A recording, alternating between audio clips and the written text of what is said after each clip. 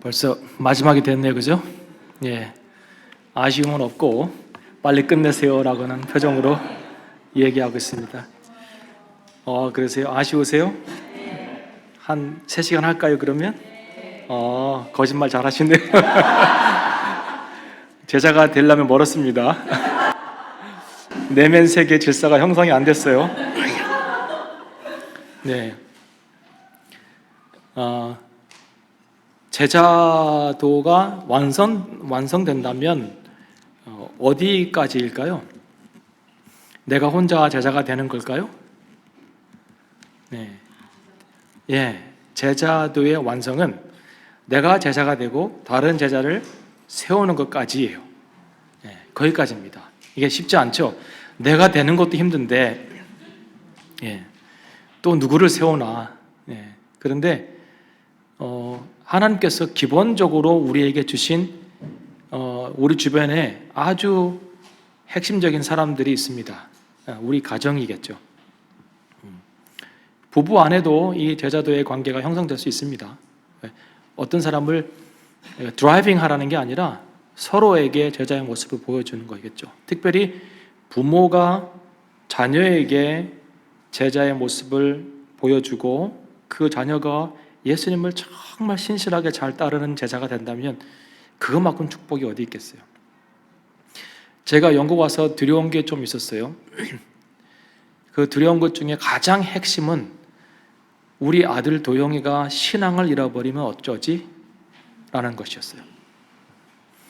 그래서 내가 제자가 되는 것도 중요한데 나의 모습을 보면서 신앙을 온전히 갖도록 하기 위해서 부단히 애를 썼던 것 같아요. 제 언어도 행동도 우리 부부 관계도.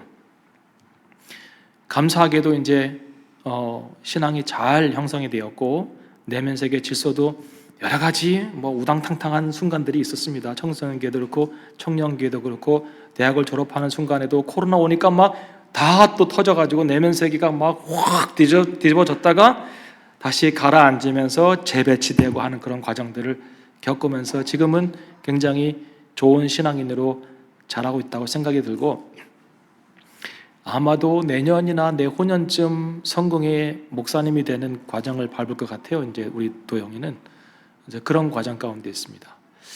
제가 왜 이 이야기를 하냐면 우리가 부모로서 우리 가정 안에서 제자도가 실현되지 않는다면 오늘 내가 제자도가 된다고 하는 의미가 뭐가 있나? 우리 자녀를 잃어버리고 우리 자녀가 예수님을 따르는 또 다른 제자가 되고 그 아이가 그들의 자녀를 또 제자로 양육하지 못한다면 이것은 바람직하지 않은 모습이다라는 생각이 듭니다.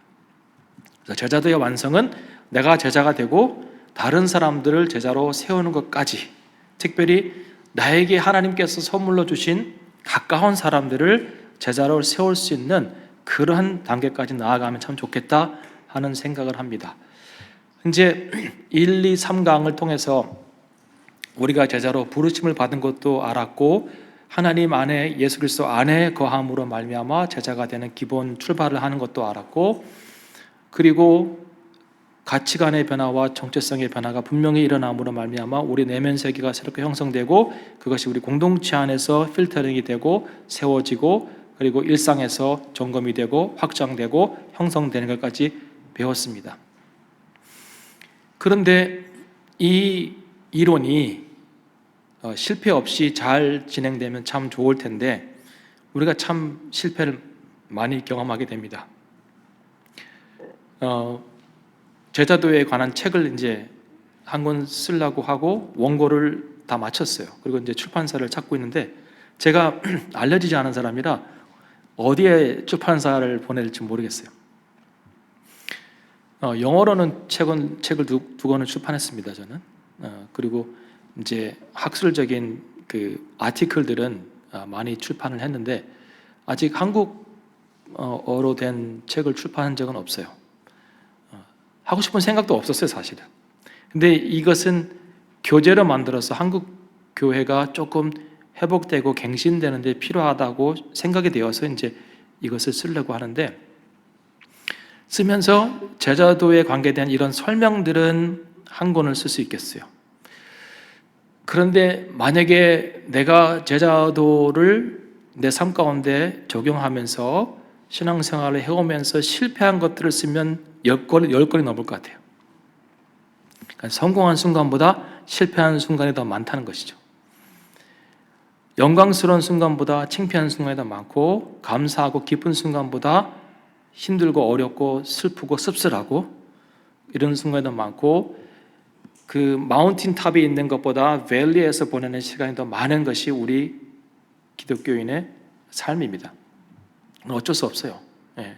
우리의 연약함 때문에 그렇고, 여러 가지 많은 원인들이 우리를 제자도로서 성공할 수 있는 모습을 도와주지 않습니다. 그러면 이제 실패하면 끝인가요? 이런저런 영역 안에서 막 해보다가 이렇게 해보다가 좌충우돌하다가 이제 실패하면 끝인가요? 그렇지 않습니다. 제자도에서 실패는 굉장히 중요한 경험입니다. 제자도에서 실수는 있어도 실패는 없답니다. 실수한 것은 또 좋은 성공의 밑거름이 되기도 합니다. 요한복음 21장을 펴보시기 바랍니다. 요한복음 21장.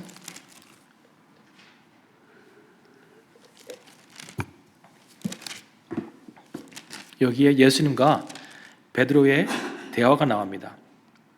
21장 15절 부터 19절입니다. 저희가 조반 먹은 후에, 조반은 아침 식사죠. 예수께서 시몬 베드로에게 이르시되 요한의 아들 시몬아, 내가 이 사람들보다 나를 더 사랑하느냐 하시니 가로되 주여 그러하외다. 내가 주를 사랑하는 줄 주께서 아시나이다. 가라사대 내 어린 양을 먹이라 하시고, 또 두 번째 가라사대 요한의 아들 시몬아, 내가 나를 사랑하느냐 하시니 가로되 주여 그러하외다. 내가 주를 사랑하는 줄 주께서 아시나이다. 가라사대 내 양을 치라 하시고, 세 번째 가라사대 요한의 아들 시몬아, 내가 나를 사랑하느냐 하시니 주께서 세 번째 내가 나를 사랑하느냐 하심으로 베드로가 근심하여 가로되 주여 모든 것을 아시오매 내가 주를 사랑하시는 줄 주께서 아시나이다. 예수께서 가라사대 내 양을 먹이라. 내가 진실로 진실로 내게 이르노니 젊어서는 내가 스스로 띠띠우고 원하는 곳으로 다녔거니와 늙어서는 내 팔을 벌리리니 남이 내게 띠띠우고 원치 않은 곳으로 데려가리라. 이 말씀을 하심은 베드로가 어떠한 죽음으로 하나님께 영광을 돌릴 것을 가리키심이로라. 이 말씀을 하시고 베드로에게 이르시되 나를 따르라 하시니. 아멘. 예수님이 십자가에 못 박히실 때 제자들은 다 도망갔습니다. 흩어졌습니다. 아무도 그 자리에 있지 않았고, 이제 요한이 있었고, 이제 여자분들이 좀 있었고, 그 사건 이후에 3일 뒤에 예수님 부활하시고 갈릴리로 먼저 가시죠. 제자들이 올 것을 기다리고 계십니다. 제자들이 갈릴리로 가서 다시 고기 잡는 일로 돌아갔어요. 3년을 가르쳤는데 다시 본업으로 돌아갔습니다. 그 고기 잡는 현장으로 돌아간 제자들을 다시 만나기 위해서 예수님 오셔가지고 아침상을 준비하세요. 예수님이 제자들의 아침을 준비해 주셨습니다. 방식은 참 특이해요. 숯불을 피워놓고 고기를 구워주시는 아침 식사를 준비했습니다. 생선이죠. 왜 그랬을까? 를 생각해보면 참 예수님 생각이 깊으시다라는 생각을 합니다. 그 이야기를 이제 좀 하겠습니다. 베드로가 예수님을 3번 부인했습니다. 예수님께서 예고하셨죠. 네가 닭 울기 전에 나를 3번 부인하리라 그랬더니 베드로가 그렇지 않습니다. 주님, 저는 다른 사람이 주님을 부인해도 저는 부인하지 않습니다. 저 아시죠? 갈릴리 바다에 잔뼈가 굵은 뚝심 있는 그런 어부입니다. 저는 젤로 땅에서 활동했던 사람이고 칼도 잘 씁니다. 실제로 베드로는 칼을 잘 쓰는 것 같아요. 어디서 할 수 있나요? 말고의 귀를 잘랐잖아요. 예. 그 대제사장의 종 말고가 예수님 붙잡으러 왔을 때 칼을 빼서 말고의 귀를 잘랐는데 어떻게 이 귀만 딱 자릅니까? 여기에 붙어있는 귀를. 그 칼을 보통 잘 쓰는 사람이 아니잖아요.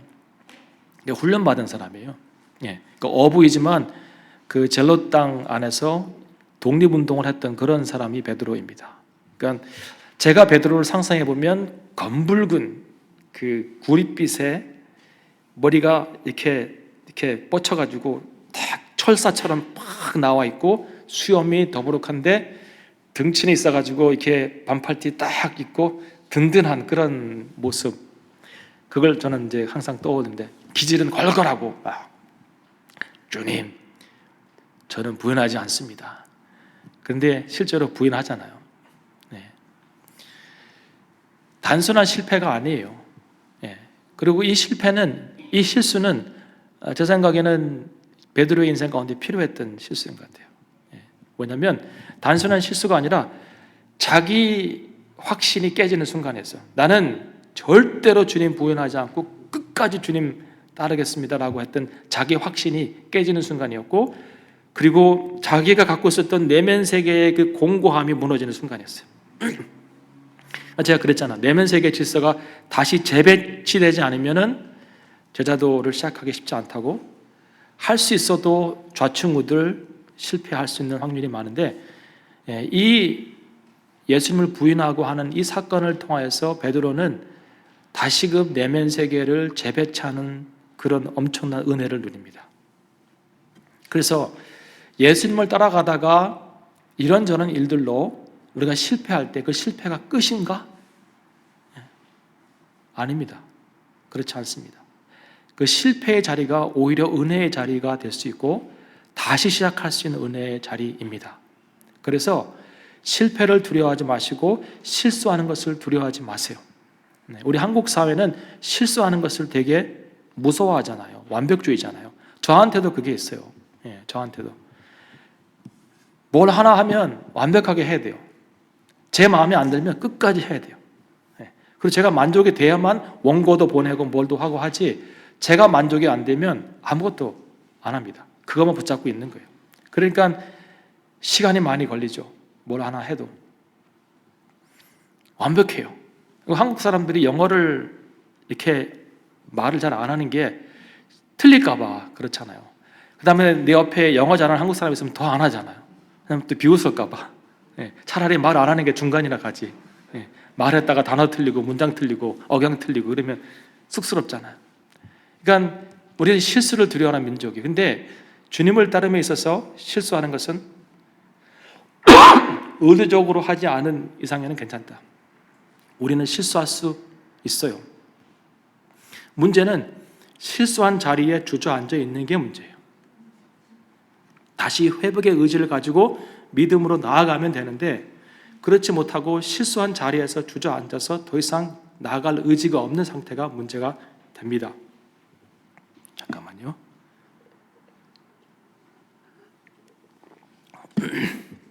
그 실수가 왜 중요하냐면, 말씀드린 대로 내 확신이 깨지고 내 내면 세계가 다시금 드러나는 시간이 실수의 순간이에요. 그리고 또 한 가지는 내가 어떤 존재를 알게 되는데 내가 질그릇이라는 것을 알게 됩니다. 깨지기 쉬운. 고린도후서 4장 7절에 보면 이런 말씀을 바울이 합니다. 이 보배를 우리가 질그릇에 가졌지 않느냐? 죄송합니다. 마지막 시간에 이러네요. 우리가 질그릇 같은 존재인데 보배를 그 질그릇 안에 담았다는 거예요. 이 보배로운 복음 아니면 예수 그리스도 때문에 내 질그릇이 형성되어 있는데 내 내면 세계가 맞춰지는 과정에서 균열이 갈 수 있어요. 근데 이 균열이 가는 과정이 실수의 과정이에요. 왜냐하면 평상시에는 내가 어떤 그릇인지 잘 몰라. 근데 실수를 하면서 균열이 생기고 이 균열이 생기면서 내가 질그릇이구나, 실수할 수 있구나, 내가 연약하구나, 그래서 예수 그리스도를 더 의지해야 되는구나, 내가 내 내면 세계를 다시 한번 점검해야 봐야 되겠구나 하는 것을 깨닫게 되는 순간이에요. 그래서 이것을 은혜의 균열이라고 합니다. 은혜의 균열. 죄송합니다.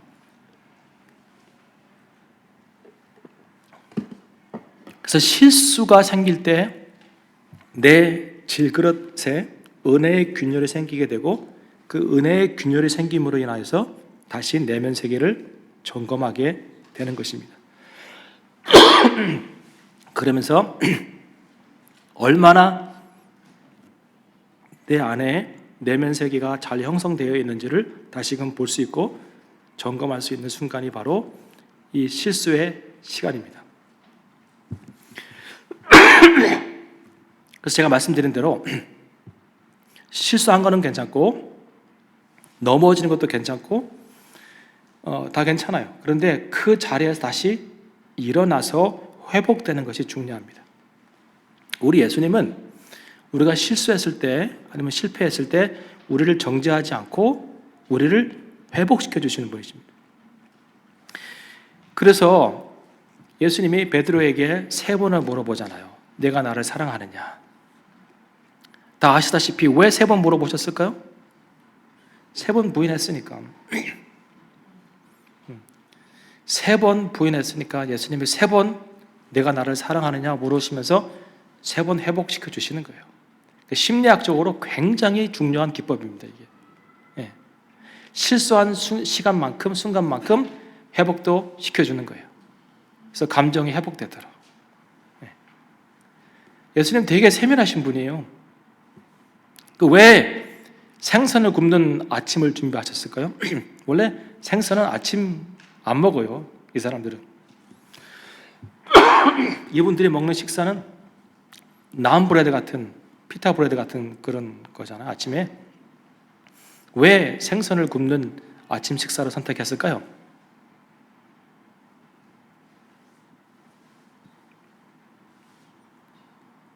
예수님 드시고 싶어가지고 그날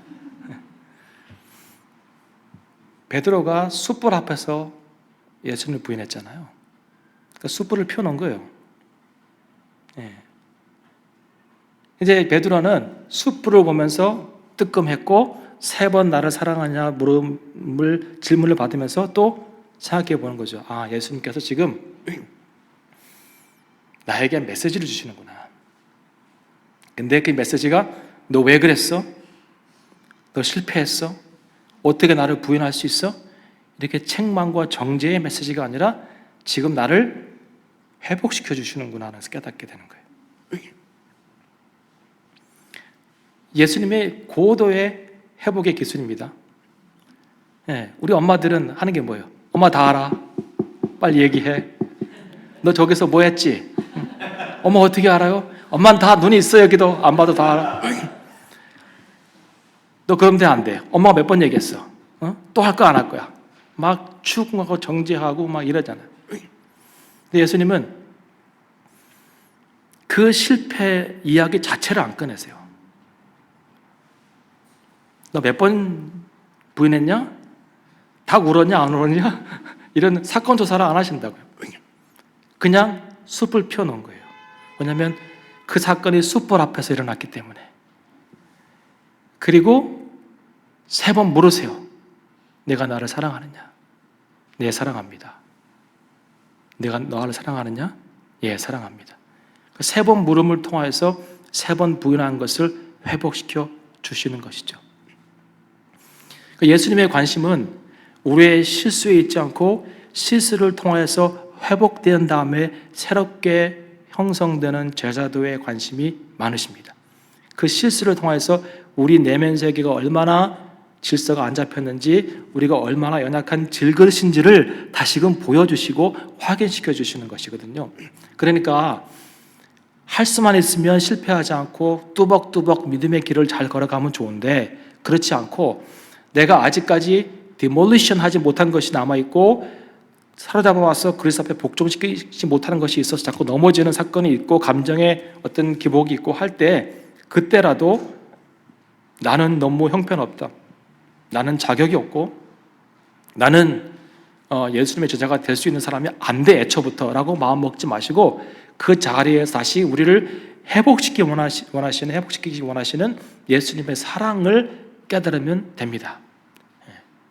그래서 실패 다음에 우리가 경험할 것은 회복인데 이 회복이 제자도의 전환의 가장 중요한 계기라고 그랬잖아요. 뭐냐면 실패 이전의 삶은 내 능력과 내 의지와 아직도 재편되지 않은 내면 세계 질서를 가지고 살아갔다면 그 실수 이후에 회복된 다음에는 주님의 은혜에 의존하는 주님의 능력에 붙잡히는 새롭게 재편된 내면 세계의 질서를 가지고 주님을 따르게 되는 그런 삶을 살게 됩니다. 그래서 회복이라고 하는 단어의 의미는 뭐냐면 회복은 실패하기 전으로 돌아가는 게 아니에요.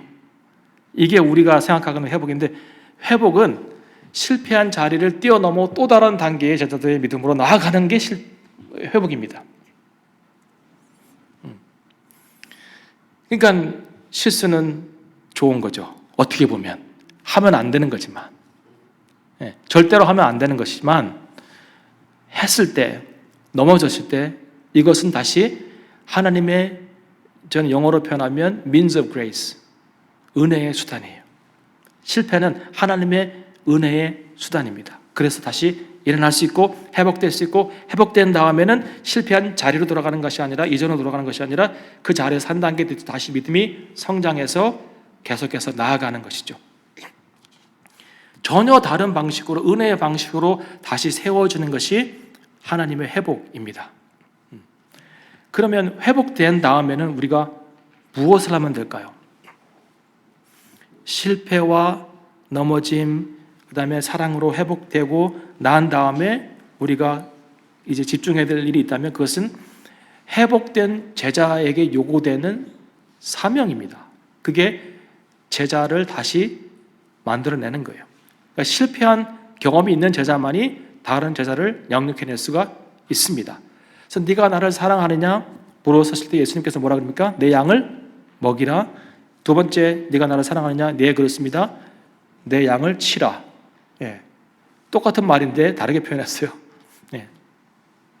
세 번째, 네가 나를 사랑하느냐? 주께서 아십니다. 그랬더니 또 내 양을 먹이라 말씀하셨습니다. 자, 회복된 사람에게 하나님께서 요구하시는 건 뭐냐면 내 양을 먹이라는 거예요.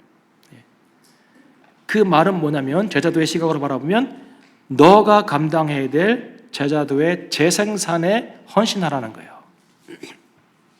이게 회복의 목적입니다. 회복의 목적은 우리 개인적으로는 계속해서 이 스파이럴 프로세스 안에서 자라가고 성장해 나가야 되지만 또 다른 목적이 있다면 회복의 목적이 있다면 내가 아닌 나와 같은 제자를 다시 생산해내는 것이겠죠. 제자의 재생산에 헌신하는 것이 바로 회복의 목적입니다. 이것은 예수님께서 승천하시기 이전에 주셨던 마태복음 28장에 나오는 성교 명령과도 연결되는 것입니다. 너희는 가서 모든 족속으로 제자를 삼아 아버지와 아들과 성령의 이름으로 세례를 주고 내가 너에게 분부한 모든 것을 가르쳐 지키게 하라 그랬습니다. 그러니까 우리가 제자로 살아가면서 실패하고 넘어지고 그리고 회복되는 과정을 거쳐서 제자도를 많이 깨닫고 난 다음에 헌신할 일은 다시 나와 같은 제자를 만들어내는 것이겠죠. 그럼 왜 실패한 경험이 있는 제자가 중요할까요?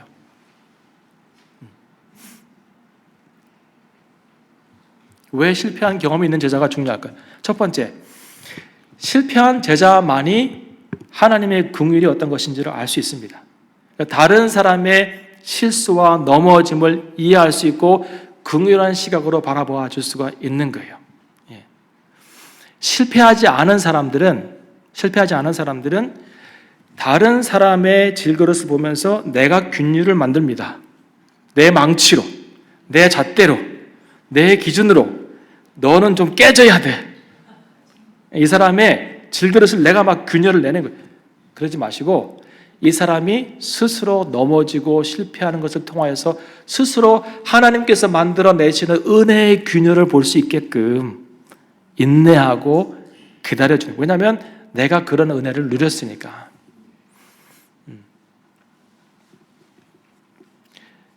고생을 많이 해본 목사님들은 좀 인생과 목회를 이해하는 것이 다른 것 같아요. 제가 보니까. 이렇게 몇 대째 목사하시는 분들은 고상하더라고요. 제가 보니까. 야전의 경험이 없어가지고 그분들은 야전군 같지 않아. 우리는 야전군 같거든요. 복음의 볼모지에서 복음의 전사로 이렇게 예언자적이고 요한처럼, 세례 요한처럼 약대 털옷을 입고 메뚜기와 석청을 먹는 광야의 삶을 살아보지 않으면 되게 고상합니다. 그 이론은 굉장히 잘 형성되어 있고 신학도 잘 형성되어 있고 그래서 굉장히 학문적으로 가르치고 하지만 그러나 인내심이 없고 긍휼이 없어서 가끔씩은 정죄하고 가끔씩은 이해를 못하는 그런 부분들을 많이 봅니다. 왜 실패한 경험이 중요할까요? 내가 실패했던 그 자리에 있는 사람을 보면서 하나님의 긍휼을 느끼고 그분을 기다려주고 인내하는 모습이 우리 가운데 있을 수 있기 때문에 그렇습니다. 그래서 여러분이 실패한 만큼 다른 사람들을 이해할 수 있고 긍휼로 그들을 이해할 수 있습니다. 스스로 균율을 내가 만들기보다는 하나님의 은혜의 균율의 시간을 기다려주는 그 인내의 시간을 우리가 보낼 수 있겠죠.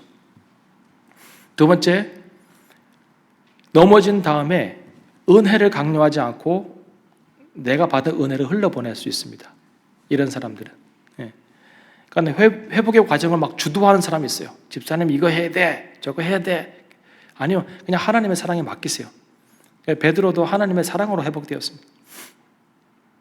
내가 어떤 것을 뭐 프로그램을 짜고 뭐 계획을 짜주고 어떤 방법을 얘기하고 그러기보다는 하나님의 은혜가 그 사람을 회복시키고 치유하고 회복되어서 성장할 수 있게끔 그냥 기다려주고 놔두고 기도해주고 이렇게 뒷받침해 주는 거죠.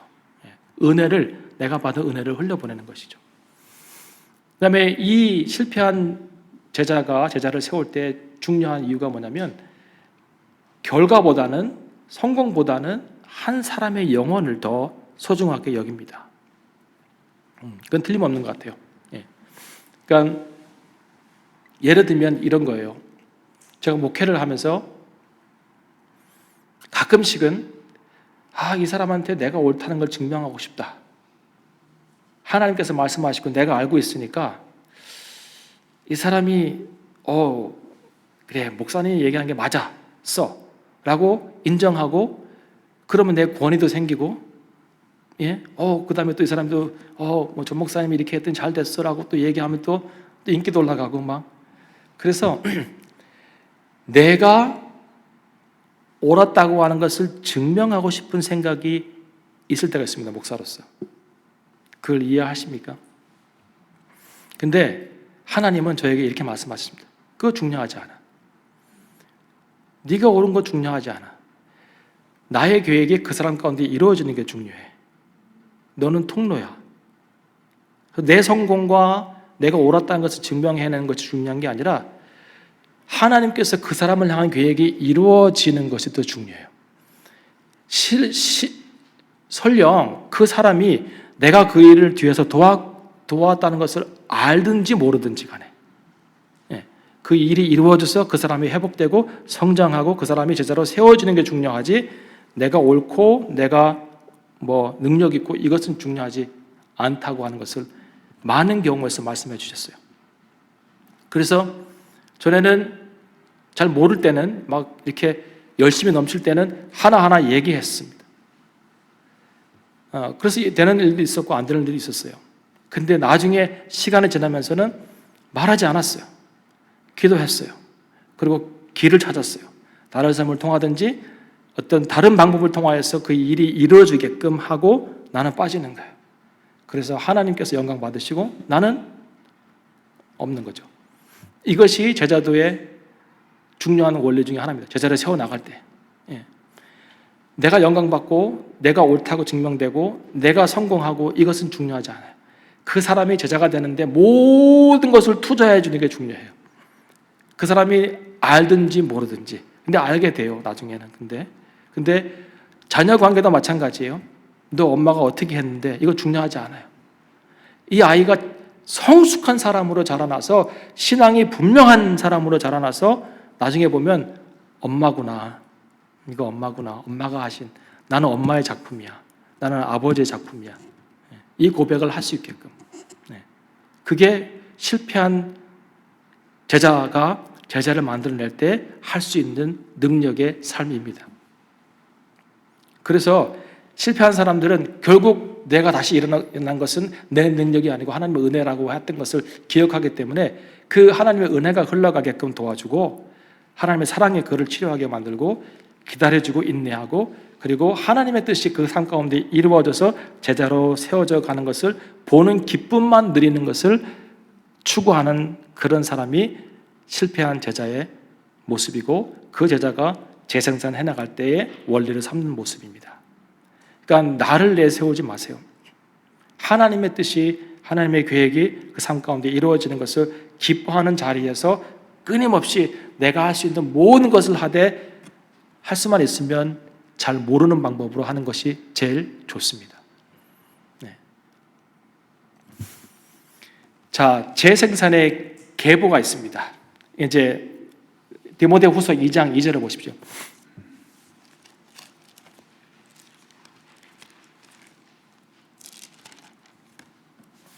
디모데후서 2장 2절. 또 내가 많은 증인 앞에서 내게 들은 바를 충성된 사람들에게 부탁하라. 저희가 또 다른 사람들을 가르칠 수 있으리라 그랬습니다. 자, 이게 제자도의 이제 계보입니다. 내가 제자로 세워지는 훈련을 받고 제자로 열심히 세워져 가겠죠. 내면 세계의 질서를 다시 편성하고 공동체 안에서 세워지고 일상생활을 점검하면서 계속해서 제자의 삶을 살아가면서 실패도 하고 회복되고 하는 과정 가운데서 다른 제자를 세워나가기를 소망하고 그 제자를 섬깁니다. 근데 나를 떠나서 다른 제자를 세울 때 그 다른 제자를 아무나 선택하지 마시고 충성된 자라고 얘기합니다. 충성된 자. 그러니까 내가 제자로 세우기 원하는, 아니면 제자로 세운다는 말도 참 교만인데, 내가 제자가 세워지도록 돕고 싶은 사람이 생겼을 때 그 사람의 조건이 있어요. 조건이 있는데 그 조건이 뭐냐면 충성된 자라는 거예요. 충성된 자. 그러니까 충성된 자가 뭘까요? 예, 우리 한국말 성경 번역은 충성이라는 단어를 많이 써놨어요. 내가 죽도록 충성하라. 그러면 생명의 멸류관을 주겠다. 예, 또 충성된 일꾼, 막 이렇게 충성이라는 단어를 많이 썼는데 옛날 번역이라서 그래요. 이 충성이라는 단어의 그 헬라어 단어는 그 피스토스. 피스토스는 두 가지 뜻이 있습니다. 하나는 faith라는 뜻이 있고 또 하나는 faithful이라는 뜻이 있어요. 충성된 사람이라는 뜻은 신실한 사람입니다. faithful, 신실한 사람. 그러니까 네가 죽도록 충성하라는 건 일을 많이 하라는 게 아니라 하나님의 말씀을 붙잡고 신실하게 서라는 거예요. 그러면 생명의 멸류관을 주겠다는 거예요. 신실한 것은 변함이 없는 거예요. 그 자리에 항상 있는 거예요. 예, 타협하지 않고 예수님께서 말씀하신 그 말씀을 붙잡고 끝까지 가는 그 사람, 우직한 사람이 신실한 사람입니다. 여기도 네가 제자를 삼을 때 다른 조건 보지 말고 딱 한 가지 조건이 있는데 그거는 신실한 사람을 제자로 삼으라는 거예요. 그런데 이 신실한 사람의 뜻이 또 뭐냐면 피스토스라는 단어에 또 다른 뜻이 있는데 그게 뭐냐면 persuaded, 설득된 자라는 뜻이에요. 설득된 자만 신실할 수 있어요. 뭐에 설득되는 거예요? 예수 그리스도의 복음과 그의 가치에 설득된 자라. 그러니까 네가 제자로 삼고 싶은 사람이 있으면 다른 것 보지 말고 뭐 키나 얼굴이나 뭐 예? 어떠한 세상적 조건도 보지 말고 딱 한 가지 볼 게 있다면 신실한 사람인데 예수 그리스도의 복음 앞에 설득된 자, 조금도 복음에 타협하기 싫어하는 사람. 제가 우리 집사람 결혼할 때 설득했잖아요. 나랑 결혼하면 내가 두 가지는 평생 해주겠다고. 하나는 운전, 하나는 다림질. 제가 군대 있을 때 다림질 해가지고 요즘 설거지도 하고 밥도 하고 청소도 하고 뭐 마이크는 저한테 있으니까 별로는 못 하시니까 빨래도 하고 빨래 널기도 하고 다는 아니고 하여튼 열심히 합니다. 저한테 설득됐잖아요. 저한테 맨날 그래요. 은혜로 결혼했다고. 누가 데려가겠냐고, 목사님 같은 사람을. 은혜로 결혼했다고. 제가 평생 운전해주고 다림질 해주고 잘해주겠다고 해서 아무것도 없는데 신학생 때 연애해가지고 뭐 돈이 뭐가 있겠어요. 맨날 떡볶이 먹고 그랬는데도 좋아해 줬어요. 저를. 그러니까 설득된 거죠.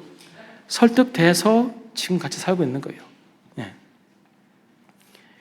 예수 그리스도의 복음에 매료돼서 설득되어 있는 자를 제자로 삼으라는 거예요. 아무나 선택하지 말고. 왜냐하면 실패할 확률이 많겠죠. 그렇지 않으면. 저 사람 인간적으로 보면 능력이 많아. 잘 키우면 되겠어. 꼭 배신하더라고. 그러지 말고 좀 부족해 보여도 연약해 보여도 복음 앞에 자기를 드릴 수 있는, 그래서 복음에 온전히 설득되어 있는 사람, 그 사람을 선택해서 제자로 세우라는 거예요. 이것이 제자들의 원리입니다. 그러면 그 사람이 또 다른 사람들을 세운다는 거예요. 살아있는 제자들은 멈춰 있지 않고 흘러갑니다. 흘러가는 거예요. 계속해서 나를 통하여서 충성된 자로, 그리고 그 충성된 자에서 또 다른 충성된 자로 흘러가는 거예요. 그러니까 여러분 세계 역사를 공부하면 뭐 무슨 회의가 있었고, 그리고 또 어떤 종파가 나오고, 어떤 뭐 갈등이 있었고, 어떤 뭐 신학자가 나오고 해서 굵직한 사람들을 쭉 이렇게 설명하고 굵직한 사건들을 쭉 설명하잖아요. 그 세계사에 보면, 교회사에 보면 다 쓸데없어요. 제가 보건대. 교만할 수도 있고 잘 몰라서 하는 얘기도 있지만, 물론 그런 굵직한 것들을 통해서 제도화되고 조직화된 교회는 세워져 갔을지 모르지만, 이 제자도는 이름 없이 빛도 없이 복음에 설득되어서 내 생명까지라도 내려놓을 수 있는 자격이 된 사람들이 기독교의 복음을 지금까지 전수해 준 겁니다. 제가 교회사에서 가장 좋아하는 한 부분이 있다면 그것은 제세례파예요. 제세례파, 아나바프티스트. 아무도 주목하지 않아요. 종교교육 시대에 있었던 한 경건한 사람들이었어요. 종교개혁이 루터든지 뭐 칼빙이든지 찌빙글리든지 그들은 다 제도권의 힘을 얻어서 시의회와 그 권력의 힘을 얻어서 기독교가 형성됐고 종교개혁이 형성이 되었습니다. 캐톨릭과 싸우려고 하니까 얼마나 힘이 들겠어요. 그러니까 제네바 시 같은 데 시의 힘을 얻어가지고 했죠. 이 사람들이 기독교임에도 불구하고 종교개혁자임에도 불구하고 이 제세례파를 핍박합니다. 죽이고요. 근데 순수한 복음은, 순수한 신앙은 이 제세례파를 통해서 저는 흘러왔다고 봅니다. 하여튼 제자들은 멈춰 있지 않고 흘러가야 합니다. 근데 소수의 그 시대마다 남아있는 제자들이 그 복음을 지켜내고 그 복음을 다음 세대로 전달하는 거예요. 그래서 저는 구루투기라고 하는 이 단어를 좀 좋아합니다. 렘넌트, 성경에 렘넌트가 나와 있는데, 성경에는 두 가지 종말이 있습니다. 하나는 예언적인 종말, 그리고 하나는 묵시적인 종말. 이 묵시적인 종말은 우주의 끝이에요. 요한계시록이 설명하고 있는 우주의 전반적인 어떤 종말이 묵시적인 종말이라면, 성경에는 많은 예언적인 종말이 있습니다. 이사야도 얘기했고 예레미야도 얘기했고 많은 예언자들이 예언자적인 종말을 얘기했어요. 이렇게 하면 망하리라. 심판이 있으리라. 근데 심판이 있었어요. 근데 하나님의 역사는 진행됩니다. 그래서 역사 속에서 반복되는 예언자적인 종말이 있습니다. 이 예언자적인 종말이 있을 때 심판이 있고 뭐 흩어지고 뭐 멸망당하고 하는데, 이런 많은 예언자적인 종말이 있는 그 역사적인 한 챕터가 끝나고 다른 챕터가 열리고 하는 이 중간 지점에 예언적인 종말이 있을 때 이 한 챕터를 끝내고 다른 챕터를 열어가는 사람들이 누구냐면 The Remnant이에요. 구루터기 남은 자, 그 시대의 남은 자. 그 시대의 남은 자. 오직 이 남은 자들이 하나님의 예언적인 종말이 있을 때, 심판이 있을 때 그것을 이어가는, 하나님의 말씀을 이어가고 진리를 이어가고 복음을 이어가는 사람들이 바로 남은 자들이고, 그리고 렘넌트라고 하는 사람들입니다. 왜 제자도가 중요하냐면 이 렘넌트 역할을 할 수 있는 유일한 길이 저는 제자도라고 생각을 합니다. 기존에 제도화되어 있고 조직화되어 있는 교회 안에서는 교회를 부정하는 것은 아니고, 하나님의 역사적인 종말, 한 시대가 끝나고 다음 세대로 넘어갈 때 이 넘어감의 역할을 감당할 수가 없습니다. 제자가 하는 거예요. 지금 영국 교회도 쇠퇴하고 있고 한국 교회도 쇠퇴하고 있어요. 제가 한국 교회에 원하는 것은 다시 교회가 회복되어 가지고 막 부흥이 일어나고 막 이거 아니에요. 저는 소수의 제자들이 다시금 교회들 안에 세워져서 하나님의 심판이 있을 때 그것을 넘어가는, 그래서 복음이 끊기지 않고 다음 세대로 전달되는, 그래서 제자가 제자를 생산해내고 그 제자가 또 다른 제자를 생산해내는, 그래서 이 제자를 통하여서 그리스도 오실 때까지 복음이 이어지는, 그것을 저는 기도하고 꿈꾸고 있어요. 그러니까 충성된 자들에게 우리가 이 복음을 나눠줘야 합니다. 제자의 조건은 완벽함이 아니에요. 누가 완벽하겠어요? 완벽하지 않아요. 우리 모두 완벽하지 않고 완벽할 수도 없습니다. 딱 두 가지. 하나는 충성됨, 신실함, 그리고 다음 세대에게 복음을 나눠주는 이 열정입니다. 그래서 우리에게 필요한 제자도가 있어요. 실패를 품고 사람을 세우는 공동체가 우리에게 필요한 과제입니다. 우리 한국교회의 큰 문제 중에 하나는 실패를 숨겨야 하고 성공한 사람만 자꾸 앞에 세우는, 그 다니엘 기도회도 저는 싫어해요. 그거 왜 하는지 모르겠어요. 거기 다 간증할 거리 많은, 지금 현재 잘 되어 있는 사람들, 나중에 어떻게 될지 모르죠. 지금 현재 잘 되고 있고 셀러브리티들만 나오는 그런 거 싫어합니다. 성공한 사람만 앞에 서는 그런 문화, 실패한 사람은 낙인 찍히고 이렇게 뒤로 물러나게 하는 그런 문화, 별로 유익하지 못합니다. 우리 가운데 회복되어야 될 모습이 있는데, 그거 뭐냐면 실패를 정죄하지 않고 복음으로 해석해내는 공동체. 우리 새신된 공동체가 실패를 정죄하지 않고, 누구든지 간에 우리 교회 안에 실패를 정죄하지 않고 복음으로 그 사람들을 도와주고 회복시키는 그런 공동체가 되었으면 좋겠습니다. 두 번째, 회복을 사명으로 연결시키는 공동체. 그러니까 회복시킨 다음에 그러면 또 이렇게 일상을 살면서 실패하는 것이 아니라, 회복된 다음에 다시 제자를 생성해낼 수 있는 제자도의 재생산으로 헌신할 수 있도록 그들을 도와주는 그런 공동체가 되었으면 좋겠습니다. 그 다음에 프로그램이 아닌 사람을 통해서 재생산하는 그런 구조를 만드는 공동체가 되면 좋겠습니다. 그러니까 제자도 하면은 제자 훈련, 성경 공부반, 또 이거 생각할 수 있잖아요. 근데 그게 아니라 굉장히 오르게닉하게, 시스테마틱한 게 아니라, 오거나이징 하는 게 아니라 올가닉하게 just let it work by itself.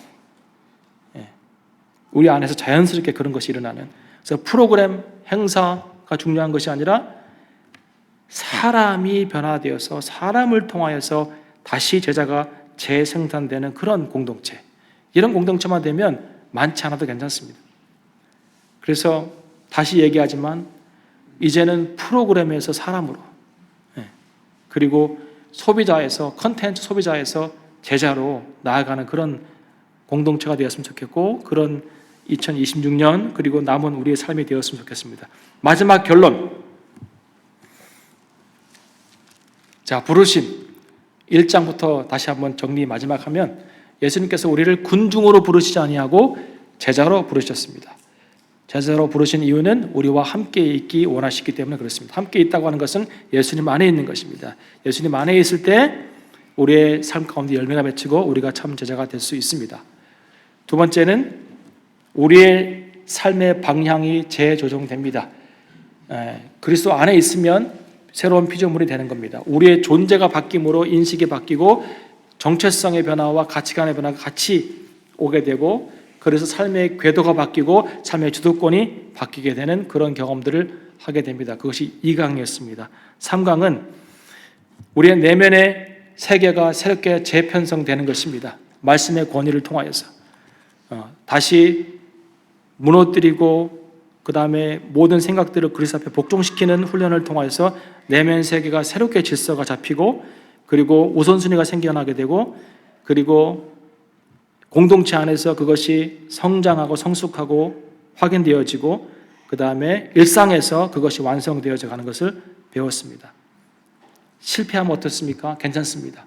실패하고 회복되는 과정을 통해서 은혜의 균열이 생기고 그 은혜의 균열을 통해서 더 약한 부분을 보게 되고 내면 세계를 더 새롭게 하게 되고 성장한 다음에 회복한 다음에 다시 나와 같은 제자를 만들어내는 그 제자의 재생산에 우리가 헌신하게 됩니다.